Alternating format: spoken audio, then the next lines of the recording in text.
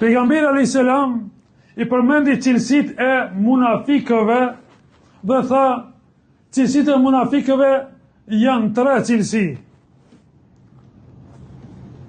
Kemi munafik të vogël dhe munafik të madh.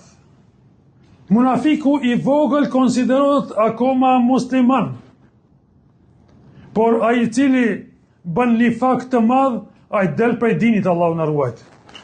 E prej nifakit të vogël, që është mëkat i madh tek Allahu Azza wa Jall, thot pejgamberi sallallahu alaihi wasallam, cilësitë e munafikut janë 3. Cilësia e parë, kur flet gënjen. Cilësia e dytë, kur premton nuk e mban premtimin.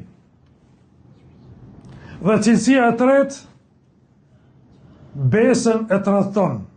Kur i besohet diçka, tradhton. E nëse i bashkon këto 3 cilësi tek një njeri, thot është munafik i kulluar, për ndryshe e ka një cilësi prej cilësive të munafikut.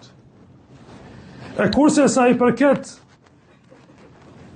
nifakut të madh, aty në veprimeve që njeriu mund të del prej dinit të Allahut subhanahu wa taala, janë disa veprime të shëmtuara që kushdo që i bën ato dhe apo i ka ato, i posedon ato gjëra, del prej fesë, edhe nëse thot la ilaha illallah, nuk është besimtar.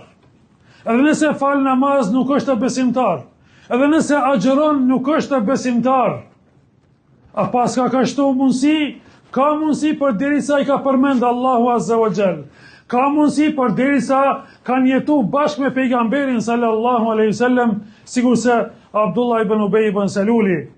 Edhe Allahu Azza wa Jall për munafikët thot, munafikët janë në gradën më të ulët në zjarr të xhehenemit. Gjë që i bie, kufarët, pabesimtarët janë me një gradë më të lartë, pak më lehtë e kanë dënimin se sa munafikët. Sepse sherri i tyre është i madh. Pabesimtari dihet hapur se është pabesimtar, por munafiku ka dhe mashtrim. Përpos pabesimit ka dhe mashtrim. Ka mashtrim se e mashtron besimtarët. Dhe mundohet me këtë me mashtru edhe Allahun subhanahu wa taala, kinse është besimtar, por në fakt nuk është besimtar.